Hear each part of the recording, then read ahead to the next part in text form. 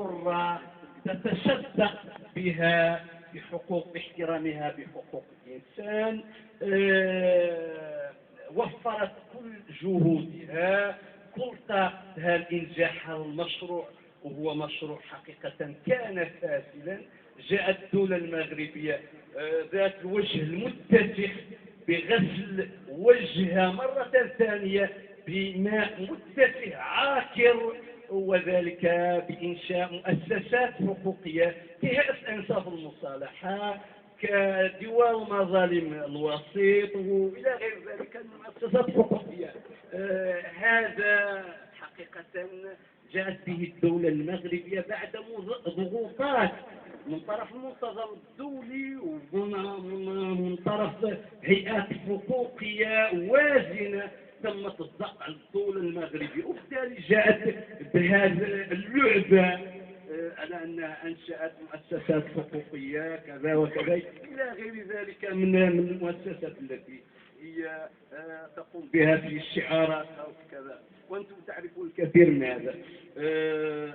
ترون الدولة المغربية حقيقة لن تلتزم بكل المواثيق والمعاهدات التي تم الاتفاق عليها والمبرمة مع المنتظم الدولي، فهي قد خانت المنتظم الدولي وبالتالي خانت شعبها المغربي الشقيق.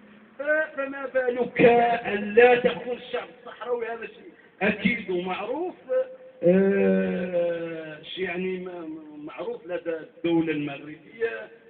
أما المسألة الدولة المغربية تشوفها دائما تارة تتقدم قرارات في قضية في مجال حقوق الإنسان، تارة تتراجع عن قراراتها آرائها.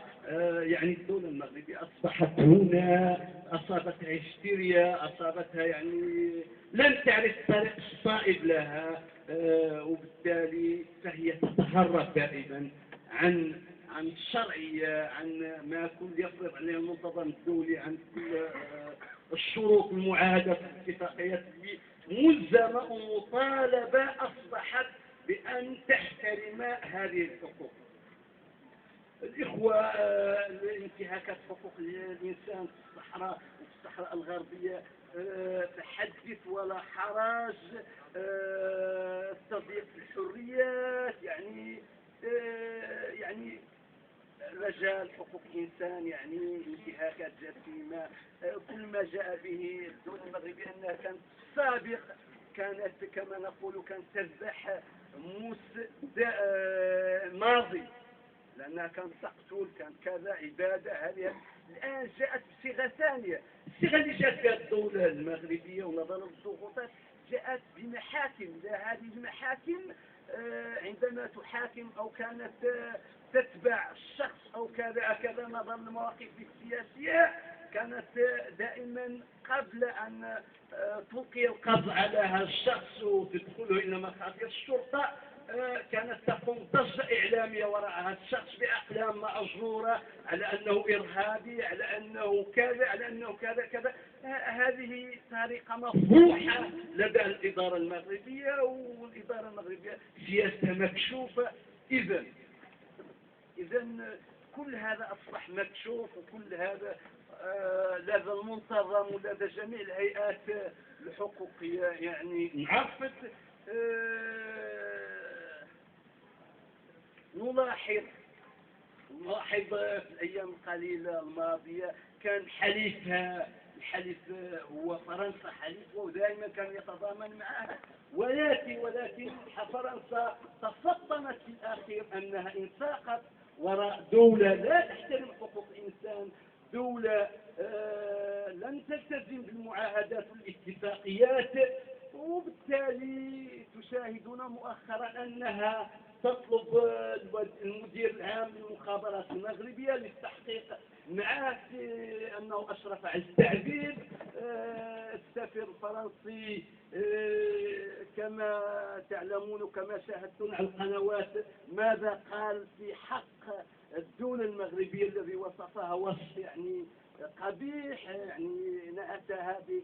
وهذا ليس شخص رأي هذا السفير، هذا رأي كل الدولة الفرنسية، كل الإدارة الفرنسية، ونعتها بالدولة المغربية. يعني هذا ليس رأي السفير الفرنسي لدى واشنطن، هذا كان رأي جميع الإدارة الفرنسية. وبالتالي انفضحت الدولة المغربية، والمفروض والملزم والدولة المغربية مطالبة ومفروض علينا أنها يعني تحترم حقوق الإنسان.